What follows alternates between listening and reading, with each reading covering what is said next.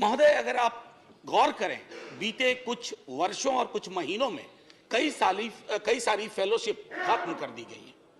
और उन फेलोशिप के खत्म होने का नतीजा क्या होता है सर? सबसे ज्यादा इन वंचित वर्गों पर पड़ता है। Schedule caste, schedule tribe, OBC और अन्य जातियों के गरीब लोग। ओवरसीज स्कॉलरशिप के बारे में मैंने खुद मंत्री जी को लिखा, कई दफा बातें उठाई। छोटा सा तर्क है कि भारत की संस्कृति, भारत की जाति व्यवस्था को समझने के लिए विदेश में क्यों अध्ययन करेंगे? साहब, यहां तो माहौल ही नहीं है अध्ययन का। सेकेंडरी सोर्स वहां काफी कुछ है, आर्काइवल मटेरियल है।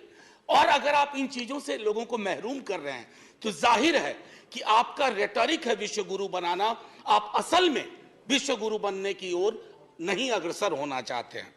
माननीय उपसभापति महोदय, I also thought of bringing in something which is very fundamental to our court discussion these days, and where DMK and Rashtriya Janata Dal share a uniform thread of unity, and I believe very strongly कि हमारे भाजपा के कई साथी भले सामने ना कहें, उनके अंदर भी ये मनोभावनाएं गाहे बगाहे जागृत होती रहती हैं। सर, बीते दिनों EWS रिजर्वेशन पर माननीय सर्वोच्च न्यायालय का फैसला है। फैसला स्प्लिट था। स्प्लिट फैसले में कई संभावनाएं होती हैं, कई भविष्य के लिए प्रतिबद्धताएं उसमें छुपी हुई होती हैं। लेकिन हमारा आशय यहां दो चीजों से है। माननीय मंत्री महोदय, आपसे इसलिए अपील कर रहा हूं कि आपके अंदर कम से कम इन वर्गों और समूहों के लिए, बावजूद कि इकोसिस्टम आपके समर्थन में नहीं है, आपके अंदर एक दर्द है, मैं कई वर्षों से जानता हूं। तो मैं सिर्फ इतना कहना चाहूंगा कि अब इंदिरा साहनी जजमेंट या बालाजी जजमेंट रिडंडेंट हो चुका, गैर प्रासंगिक हो चुका। और चूंकि ये गैर प्रासंगिक हो चुका और सीलिंग की बात खत्म हो गई, जब मंडल कमीशन वॉल्यूमिनस डेटा के साथ आया था तो 52% ओबीसी की आबादी तय की गई थी। ये पीसमिल लेजिस्लेशन की आपको जरूरत नहीं पड़ेगी। फिर 52% को सिर्फ 27% में इसलिए महदूद किया गया क्योंकि सीलिंग का मामला था, टोटल होना था 49.5। अब जब सीलिंग खत्म हो गई है, ऑनरेबल वाइस चेयरमैन साहब, immediately the government should go for 52% reservation for OBC communities. Immediately. अगर आप डिनाई कर रहे हैं तो आपके मनसा वाचा कर्मणा में फर्क है। और दूसरी बात, immediately go subsequently for caste based census. Sir, ये जो जातिगत जनगणना की कितनी आवश्यकता है, इस देश में कई मिथक तैर रहे हैं।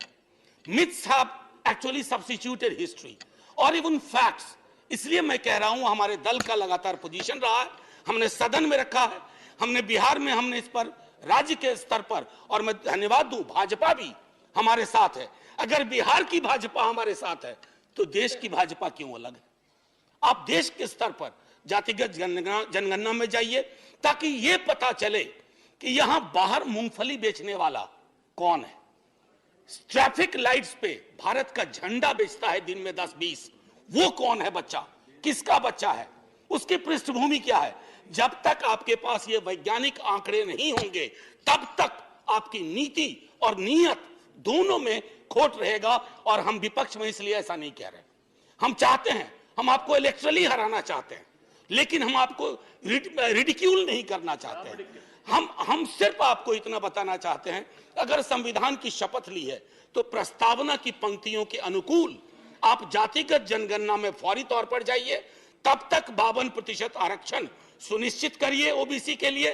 और अंबेडकर साहब की मूर्ति पर जब माल्यार्पण करिए ना, तो कम से कम अंबेडकर साहब की कुछ बातों को अंतर्मन में ग्रहण भी कीजिए।